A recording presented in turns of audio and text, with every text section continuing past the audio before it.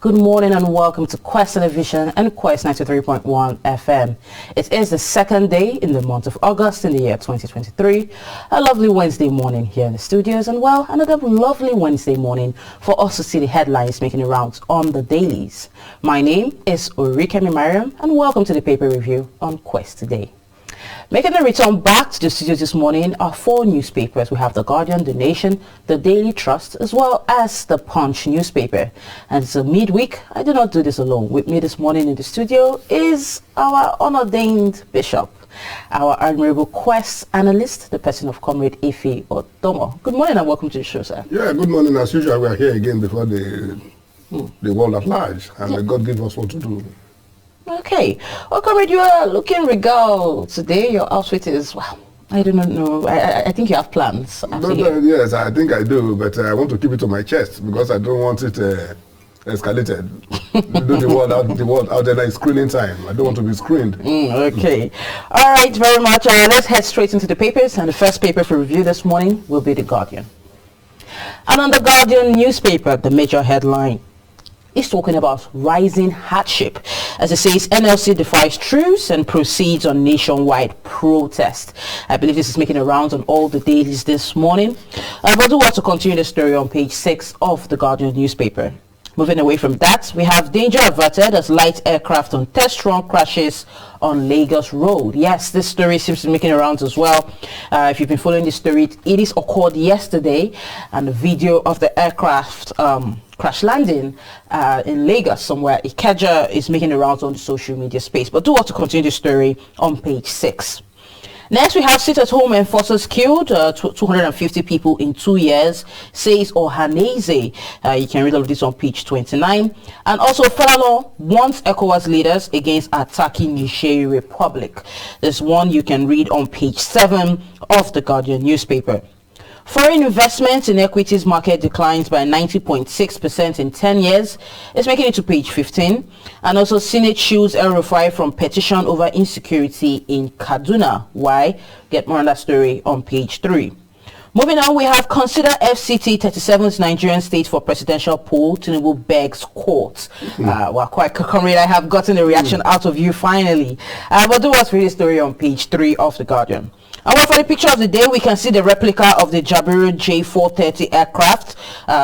This is a replica, though, of the plane that was being test run that crash landed in Lagos, crash landed in Lagos. And also, we have the debris of the plane, the site of the crash, and we can also see Governor Sanwo-Olu and other officials at the site. And well, all of this you can read on page 6 of The Guardian newspaper. And at this point, we've taken out the headlines on the front page of The Guardian. The next paper for review will be The Nation. And on the front page of The Nation newspaper this morning, the major headline reads, IG warns against violence as Labour insists on protest. The writer there says NLC seeks security cover for protesters. Do what to read the story on the front page and continue on page 4. Moving up above the masthead, we have Senate to revisit CBN Act, says Akpabio. It's making it to page 2. Tribunal reserves judgment in Atiku and Obi petition is one you can get on page 4. And also, still on page 4, it says residents defy 2-week sit-at-home call in Southeast. Oyo Labour Union locked secretariat for the second day is making it to page 26 of The Nation. Emefiele gets court's nod to serve bail order on DSS. It's one you can get on page 3. And also, how Tinubu will end electricity crisis by El-Rufai is making it to the front page. Do what to read on the front page and continue on page 2 of The Nation newspaper. Immigration arrests Cameroonians seeking Nigerian passports is making it to page 3. And well, for the picture of the day, we can see the jet crash site on Lake Ikeja Major Road. More on the story you can get on page 25. And that's much we can take on the front page of The Nation newspaper. The next paper for review will be The Daily Trust.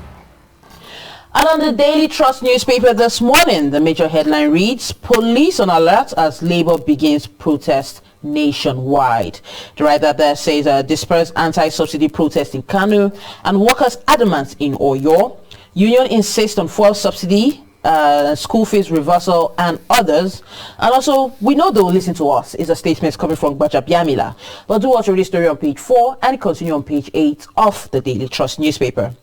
Moving away from that, we have UK announces 10 million euro facility to support food subsidy, or rather to support food security in Nigeria. More on that story you can get on page 20. And on subsidy, says marketers selling filling stations over poor sales and profits. It's a statement coming from the IPMAN. Do want to read the story on page 25. 2 rescued as helicopter crashes into the building in Lagos is making it to page 8 of the Daily Trust newspaper as well. Moving down below, we have legal fireworks as tribunal set to rule on Tinubu's election. The writer there says, I scored 25% in above half FCT, says Tinubu. Also, IRF part of electoral process, 355 billion naira spent on it, says Obi and Atiku. Final headline writer there says, petitioners couldn't prove claim on electronic collation of results, and this statement is coming from the INEC. Do want to continue the story on page 10 of the Daily Trust newspaper. And for the picture of the day, we can see some youths protesting on Tuesday under the aegis of the Joint Action Front around Danji Roundabout in Kano in solidarity with the NLC proposed nationwide protest scheduled for today. And also the insert there, we can see protesters at the Oyo State Secretariat. Well, that's much we can take on the front page of the Daily Trust. The final paper for review this morning is The Punch. And on The Punch, the major headline is punching us with subsidy talks, as it says Labour shuns federal government and begins protest as oil workers down tools. The writer there says how federal government and NLC meeting deadlocked. Labour Party, or rather Labour and PDP berate Tinubu's proposed pay rise. Also, IG orders AIGs and CPs to maintain order, prevent violence. Falana says protest lawful. Well, all of this you can read on page 3 of the Punch newspaper. Moving above the masthead, we have Tinubu sends second ministerial list today. Comrade, I'm hoping your name will be on that list somehow. Because like the way you're dressed, comrade, I don't know. But more on that story you can get on page 29. Moving away from that, we have direct interventions in power sector hit 7 trillion naira, says the federal government. You can continue to read that story on page 19 of the Punch. Over at Niger, he says Russia, Burkina Faso and Mali oppose ECOWAS military intervention. That story you can get on page 29. Moving down below, we have 500 illegal courier operators under prosecution, says the Post. You can continue to read that story on page 19. Task force officials extort 35,000 naira from motorists on Lagos-Ibadan Expressway is one you can get on page 4. And also foreign trade doctors massive failure worsens Nigeria's manpower crisis is one you can read on page 3 of the Punch. For the picture of the day, we can see the headline that says federal government orders probe as test flight plane crashes on Lagos Road. More on that story you can get on page 5.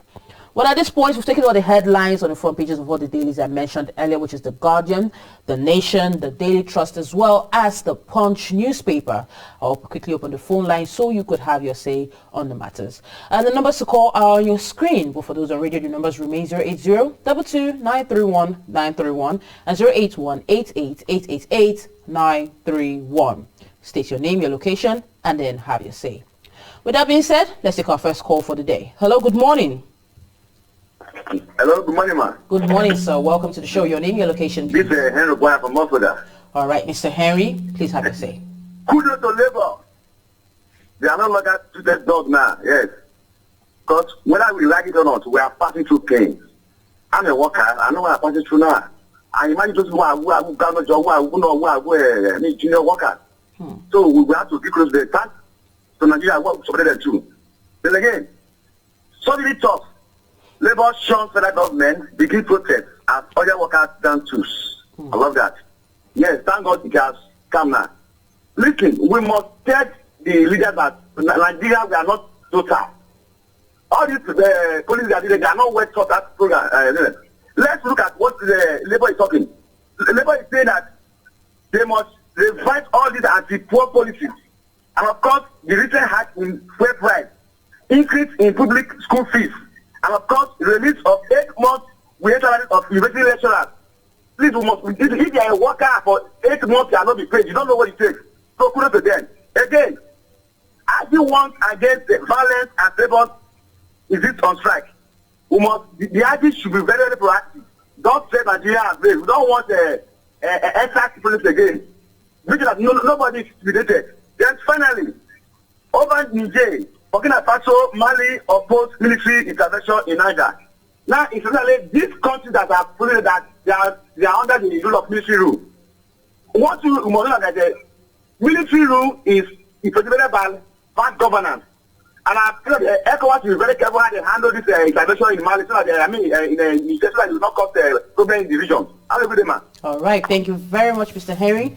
But let's take more reactions before we move back to Comrade to enlighten us on the matters making the rounds on the dailies this morning. Hello, good morning. Hello, good morning. Good morning, Quest F1. Good morning. Welcome to the show. Your name This and location, comrade is please. also happy and I'm calling from Mosoga. All right, comrade. Welcome to the show. Please have your say. Petitioner couldn't prove their case on electronic transfer according to INEC. Yes. On the transfer of results. INEC. INEC cannot be judges. They should wait for the judges to declare their cases. Not INEC say that the petitioner could not prove their case on electronic transfer. They promise to transfer the electoral result electronically, and they say, so we are waiting for the outcome of the cases. They should not be deceiving Nigeria. That is the only thing we are waiting for. That's my comment this morning. All right, thank you very much. Well, there's still room for one or two more phone calls before we head over to Comrade. So please keep your calls coming through. Hello, good morning. Yes, good morning. Welcome to the show. Yes, welcome to the show. Your name and location, please. Yes, I can hear you. Hello, good morning. Yes, welcome. Your name, your location, please. I'm calling from Obiarako. All right, welcome to the show. Have your say. Hello, I want to say that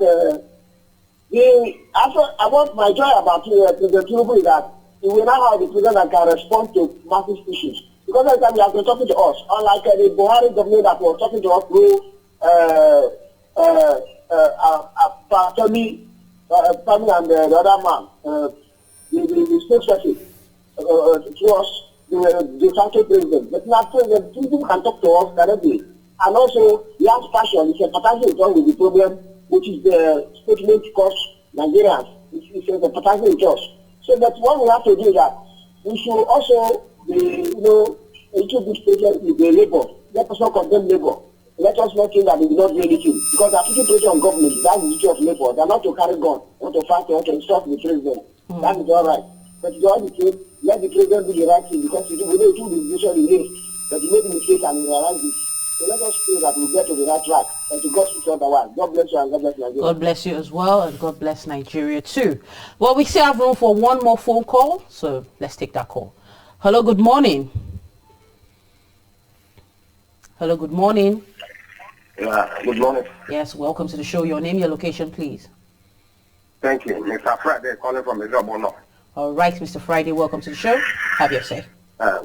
Thank you. I want to react concerning this IPOB and sit-at-home order. Yes. I want to say that it's not making the Southeast. They should refrain from such abnormality because it's killing the economy there. Let them do the needful. Let them do the needful. They should refrain from such sitting at home. It's not a way forward for this country. They should do the needful by abstaining from such a decision. Thank you. Thank you very much, Mr. Friday.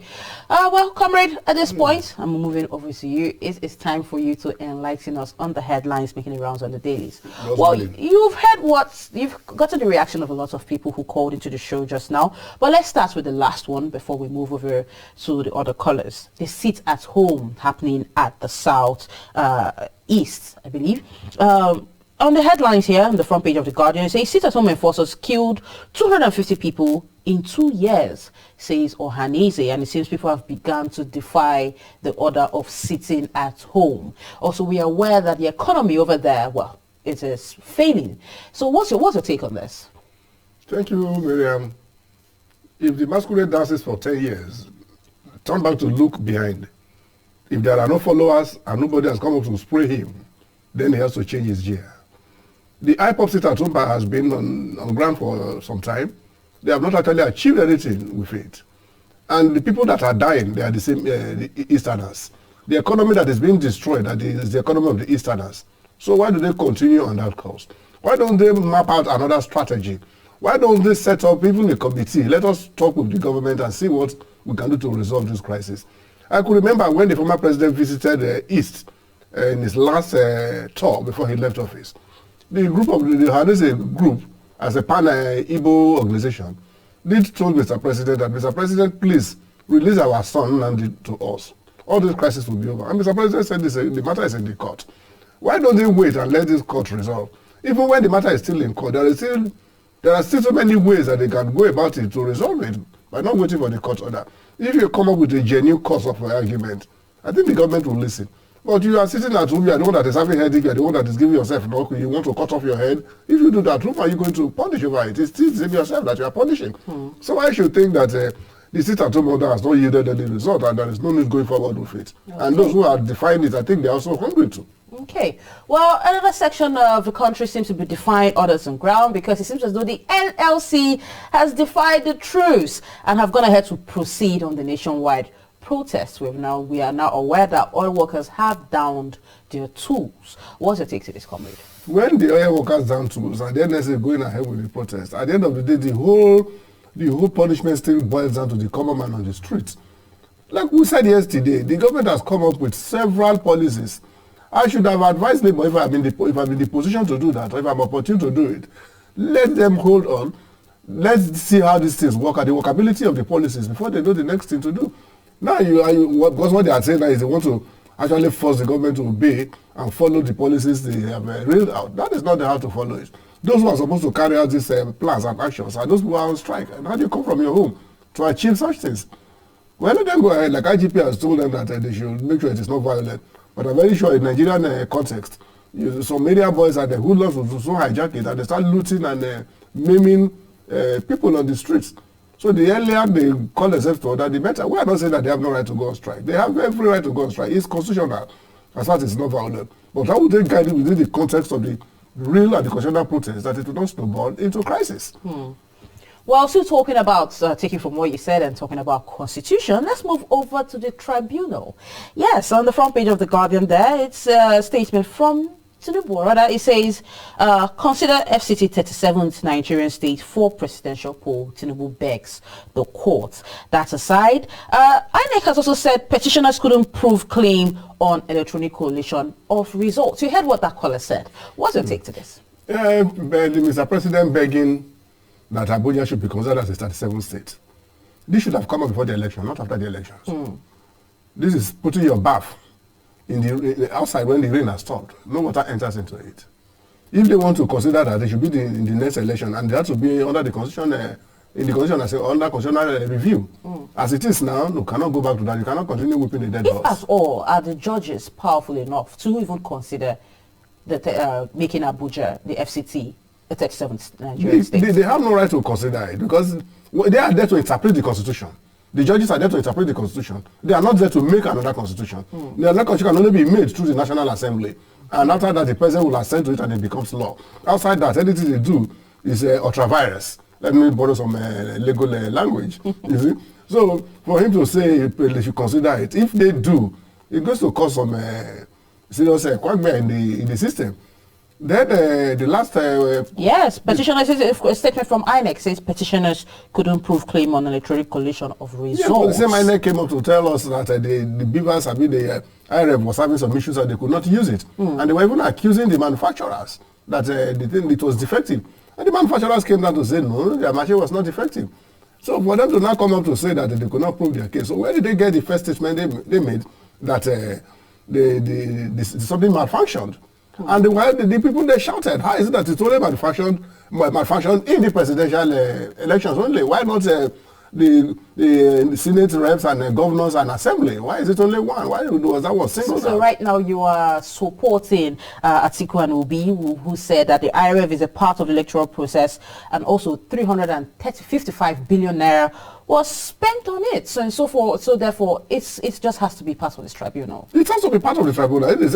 You told the whole world that without that thing, the elections will not work. You told the whole world that you want to be transparent enough, you want to leave a legacy, and the president agreed and did your biddings. You remember Mr. President then, that is, I'm talking of Buhari, he said, I'm going to leave a good electoral system as part of my legacy.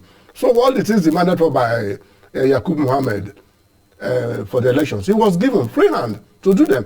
So if he's coming up to say at the last minute that something went wrong and he don't even tell the nation before the elections, he's not telling the nation after the election, don't you tell me, would anybody not think about it?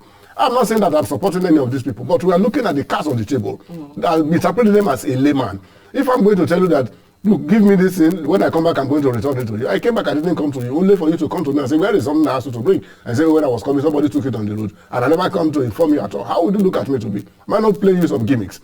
So, if, like somebody said, if Yakubu himself could not actually tell us what is happening, then he's a culprit. And he shouldn't be tried for putting the whole nation at risk. Oh, well, comrade, you have spoken well this morning. But time is not our friend on this segment. We have to let this one go to allow the next come in. But, I dare not log off this segment without thanking you for being on air with me. And I do look forward to having you tomorrow. In queuing theory, if the early arrival did not depart, you will not have another arrival. So we are departing for another arrival. Yes, we are indeed departing for another arrival, which is going to be tomorrow. But like I said, thank you very much. God bless you. All right. Thank you very much, our dear viewers and listeners, for sticking with the paper review on Quest today. Have a lovely Wednesday, and bye for now.